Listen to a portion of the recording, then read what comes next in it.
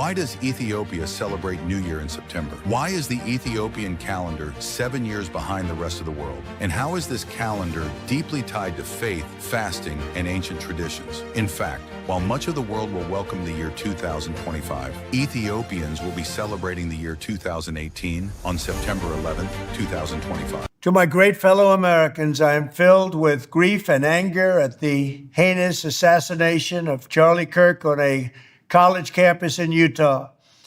Charlie inspired millions, and tonight, all who knew him and loved him are united in shock and horror. Charlie was a patriot who devoted his life to the cause of open debate and the country that he loved so much, the United States of America. He fought for liberty, democracy, justice, and the American people. He's a martyr for truth and freedom, and there's never been anyone who was so respected by youth. Charlie was also a man of deep, deep faith, and we take comfort in the knowledge that he is now at peace with God in heaven. Our prayers are with his wife, Erica, the two young, beloved children, and his entire family, who he loved more than anything in the world. We ask God to watch over them in this terrible hour of heartache and pain. This is a dark moment for America.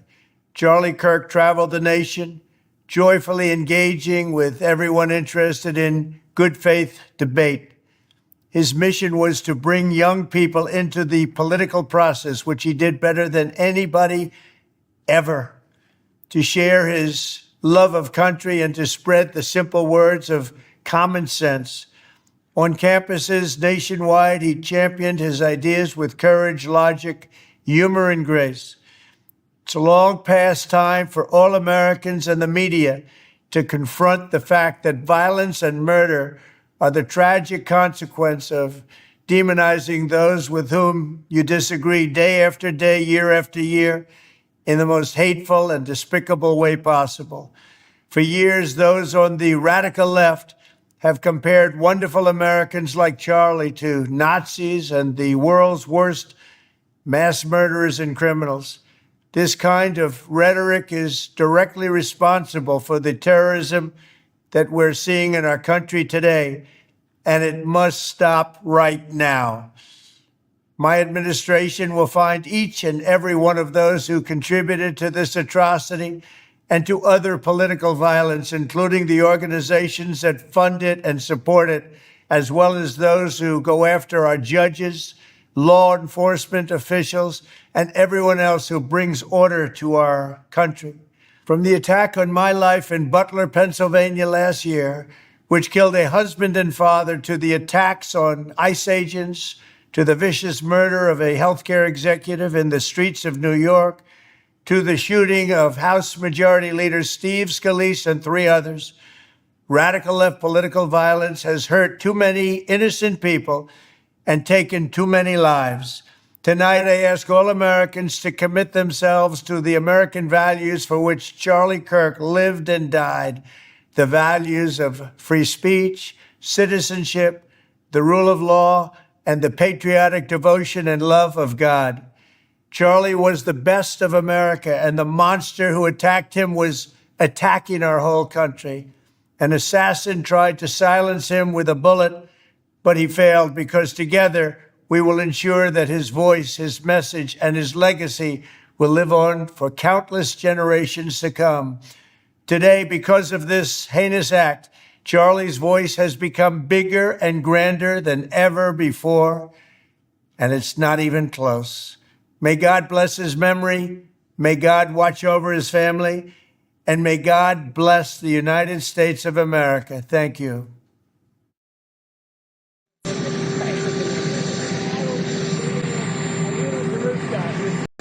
times on a Charlotte subway. You've seen this video, and do you have any reaction to it? Yeah, where was the subway? Was where?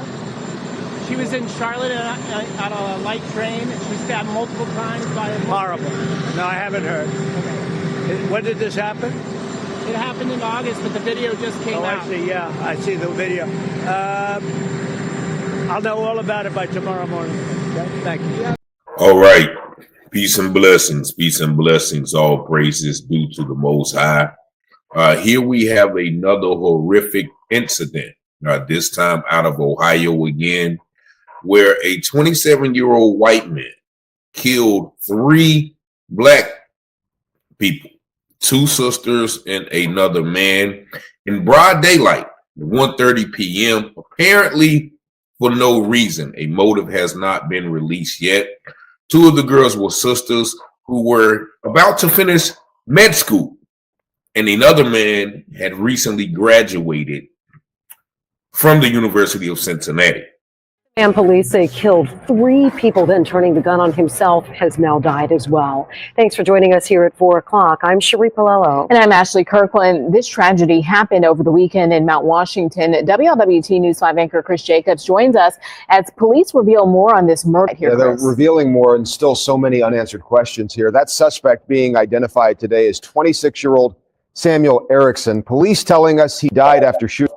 Now, Erickson is accused of shooting and killing 3 people. They've been identified as 20-year-old Fiven Adugna, 22-year-old Eden Adugna, and 27-year-old Bimnet Doris.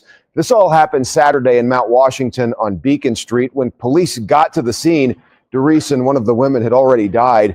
The other woman, along with Erickson, were taken to the hospital where they both later died. We're told Fiven and Eden were sisters who both worked as pharmacy technicians for Good Sam Hospital.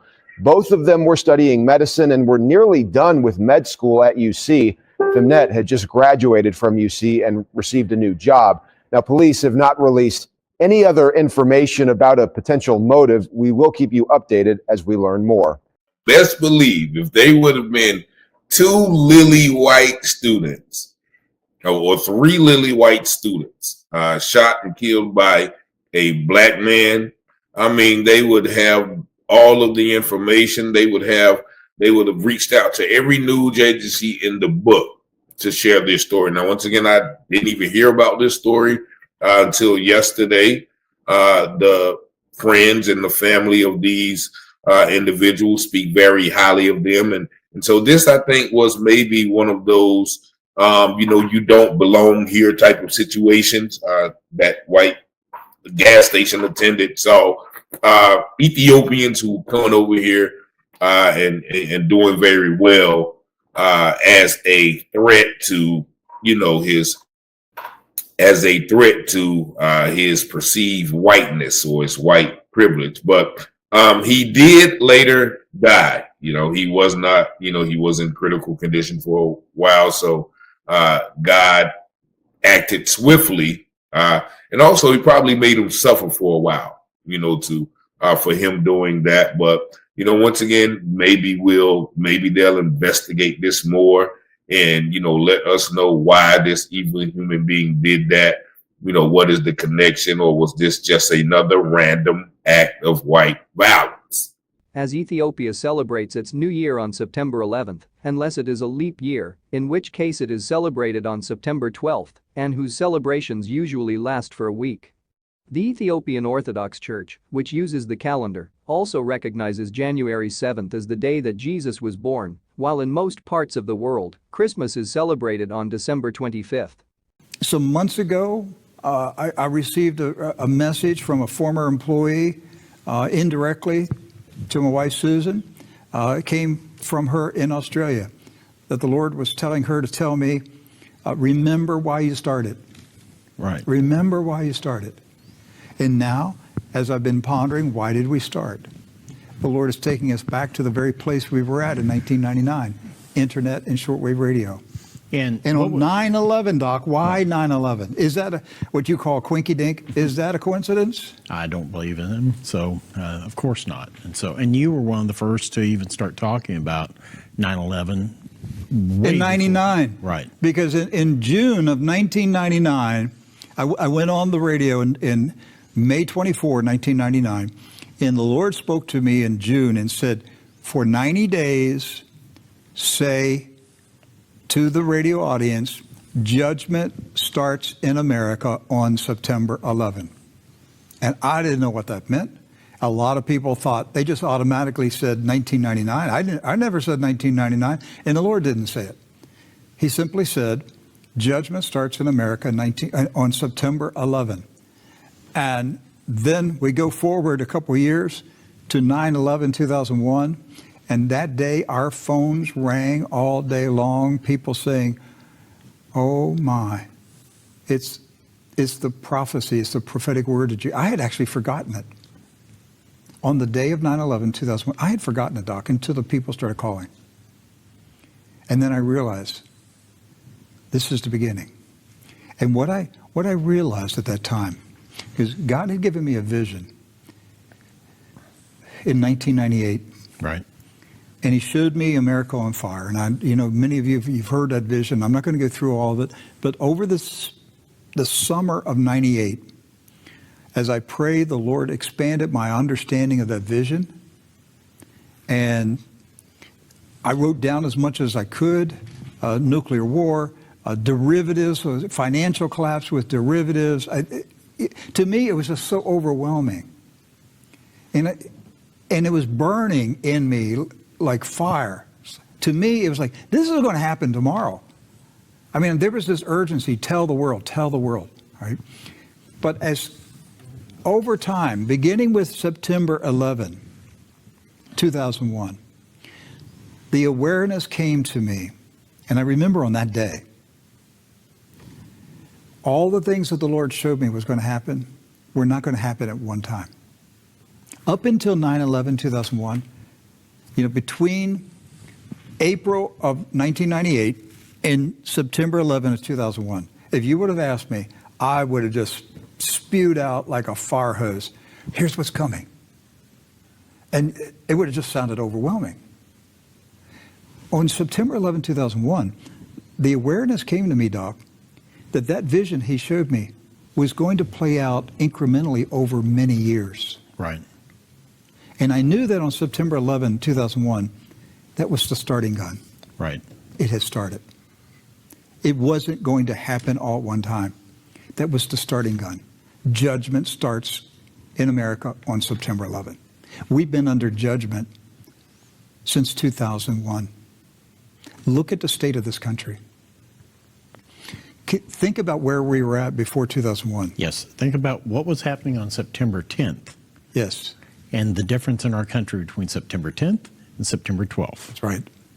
There was no Patriot Act. That's right. There was no TSA.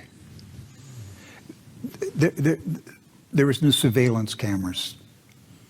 This whole thing started on September 11.